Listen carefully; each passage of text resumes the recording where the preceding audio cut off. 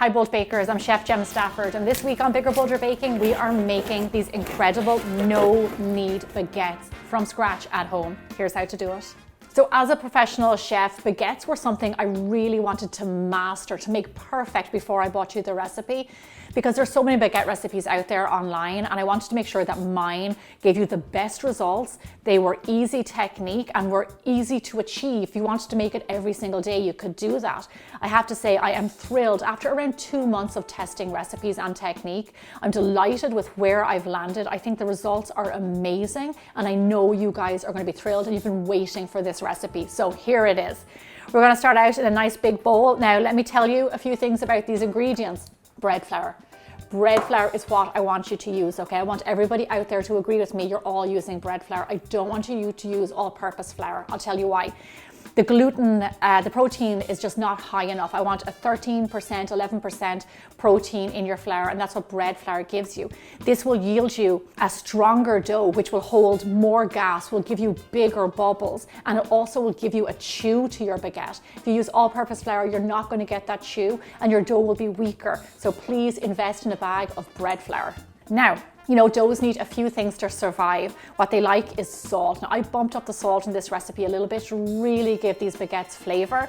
And I have to say, I think it does wonders. So a little bit of salt in there. Now, sugar. Yeast loves sugar. Yeast needs food to live. Sugar is that food.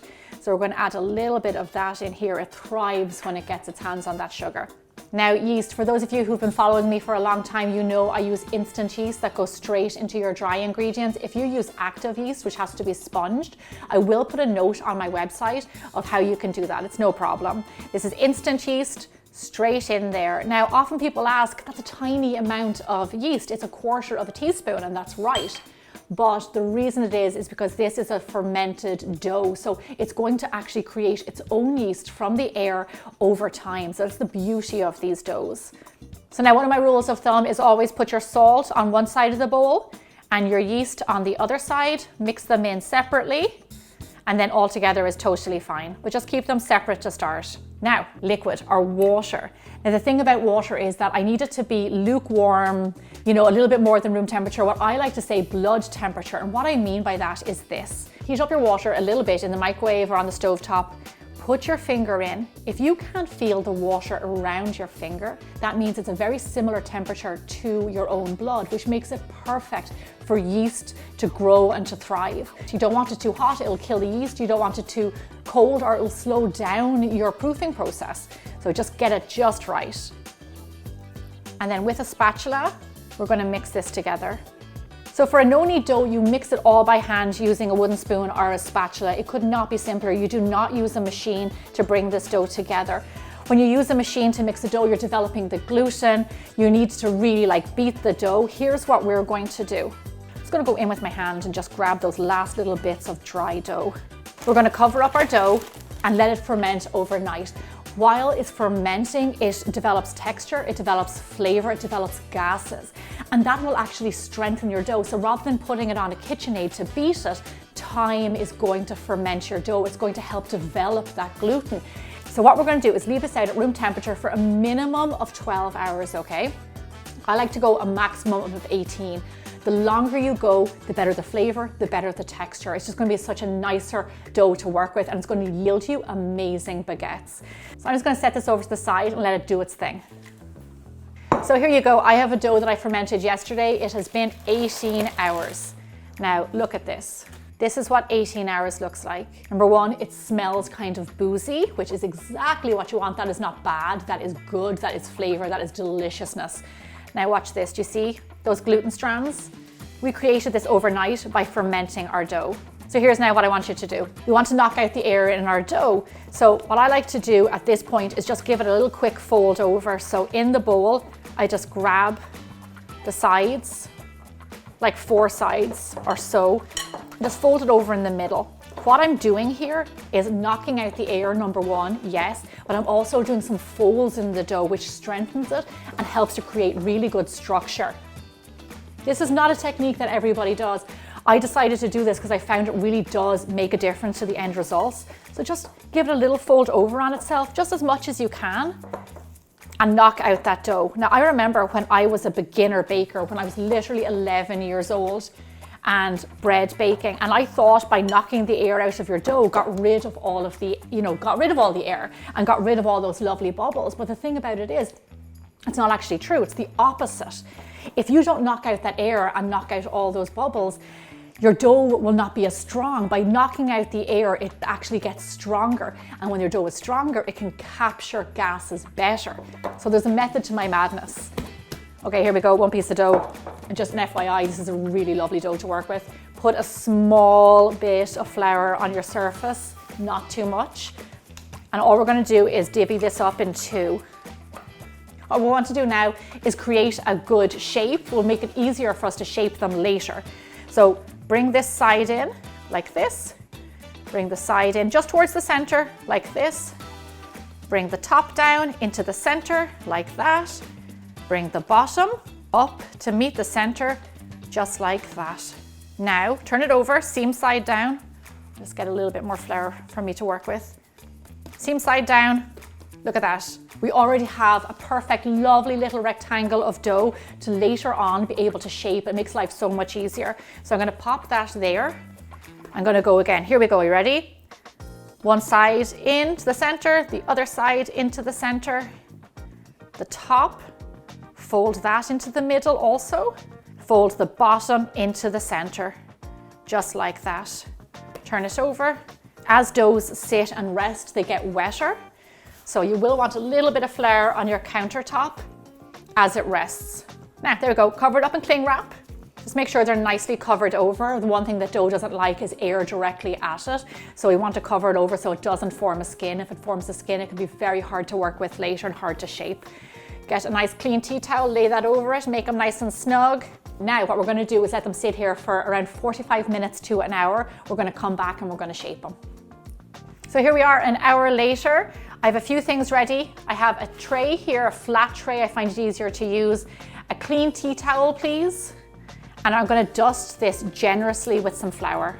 You want to do it generously because when your dough proofs and relaxes, it gets wetter. We wanna make sure that it doesn't stick to our tea towel. Lovely, now let's check on our dough. Now come here to me, I want you to see this. This has been an hour in my kitchen. See the way it's pulling there a little bit?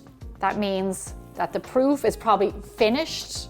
If it's really sticking, that means that it's overproofed or there's a lot of humidity in your area, which can be really tough when you're working with a dough like this. If you live in a particularly hot or humid climate, maybe you need less proofing time, so just keep an eye on it. You can tell when it's finished proofing by doing this. Push it with your finger. You see the way the indentation stays there and it doesn't immediately pop back out? That means that it's ready. So I'm gonna get a little bit of flour on my surface, please. Do not use too much flour, just a little bit. This was the scary part for me. How do you shape a baguette and make it look like a normal baguette and not something like a snake that swallowed an apple? So here's what you do. This is the best technique that I've seen. What we're going to do is take the top, see this bit here? We are going to fold this into the middle, just like what we did with that initial shaping. Your dough's a little bit wet, get some flour on your fingers. Take this bottom up into the middle, just like we did before. Pressing it in with your fingers to kind of seal it just like that. Now, our last step. Take this top down to meet this line. So with my fingers, I'm going to turn it over. And at this stage, you will see bubbles in your dough. Do you see this? Look at all these. Gorgeous, we created that. Oh, I'm so excited. Look at these bubbles just popping out of the dough. Now turn it over. Look what we have here. Seam up. I want you to pinch this seam, okay, to make it hold its shape, just like this.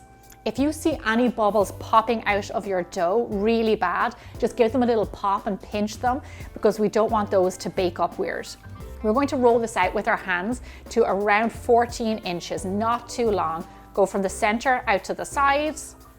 Go easy on all those lovely bubbles. Just do it gently. And then once you get to the end, taper off, put more pressure, and get those bits on the end. Do you see that?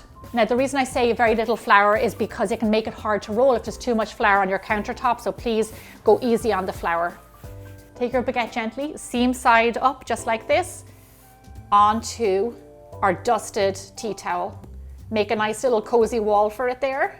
And this is going to help it proof and hold its shape while it's proofing. Okay, our rectangle, the top down to the center, the bottom part, bring it up to meet that center. Here we go again, the last bit, we're taking this top, bringing it down to the bottom. Turn it facing up, just pinch that seam, turn it over, give it a little roll, around 14 inches, and then taper off at the end, get those lovely points. Upside down, seam facing us, we're gonna create a nice little bed for it in here. I'm gonna take my piece of cling wrap. We still don't want to get air directly on our dough, cover it up. Cover that up with another tea towel. So this is our last proofing. What we're gonna do is let these sit here at room temperature for around an hour. Then we're gonna score them, get them in straight away to a nice hot oven. So around 20-25 minutes before your baguettes are done proofing, stick on your oven to 450 degrees Fahrenheit, 225 degrees Celsius, and preheat it. For these baguettes, we want to get it really lovely and hot. So once they're done, they go straight in there. So it's been an hour, let's just check on them. They've risen a lot. And then when I press them, my indentation stays there and it doesn't spring back straight away. If it springs back, cover them, give them more time. But these for me are ready to go. So here's what I'm gonna do. We're going to roll it over. Here I have my tray. Gently pick up your baguette, bring it over here. As you're putting it down, just pull it, give it a little pull. The reason we do this, we want to lengthen it to around, 16, 17 inches, but also we want to elongate those bubbles in the middle. And then also give it a little straighten, okay? Give both of these a little straighten. Don't be afraid of the dough. I have a blade here. You can use a serrated knife. Just make sure it's sharp. I want you to do swift motions, okay? And I want you to do them on an angle. You do them on an angle because when the bread opens and bakes, on the angle, it will open up and they'll be all aligned and it'll be straight down the middle of the dough. If you do them straight down the dough in a line like that, they'll end up being lopsided and over to the side and it just looks weird. So go in on an angle with the blade and then once it bakes, it will open up beautifully. Lovely, my oven is preheated, let's get them in there. On the top shelf, in you go, really hot oven. Beautiful. All we have to do now is wait. Bake them at 450 degrees for roughly 20 to 25 minutes, no more time than that. What will happen is they'll puff up a lot, way bigger, and they'll also have a lovely crust on the outside. So set your timer because we're almost there. These look gorgeous. They're beautiful golden brown. So check this out, look at the lovely color. Do you see how much they rose? More than double the size of the raw dough. Okay, I have a cooled down loaf here, so I'm gonna cut it open and let you see what it looks like on the inside. You know what that is? That is our proofing, that is our resting, that is our 18 hours fermenting. All of those bubbles are from those stages. Look at that, they're deep pockets, absolutely gorgeous. See that chew and that tear? That's what makes a good baguette. All of this butter just hiding in those bubbles. Freshly baked bread is one of the most wonderful things you can ever eat, and the fact that these are homemade makes it even better. I really hope you try this recipe. I have loads more no-knead doughs, other bread doughs. Stick around, check them out, and I'll see you back here again really soon.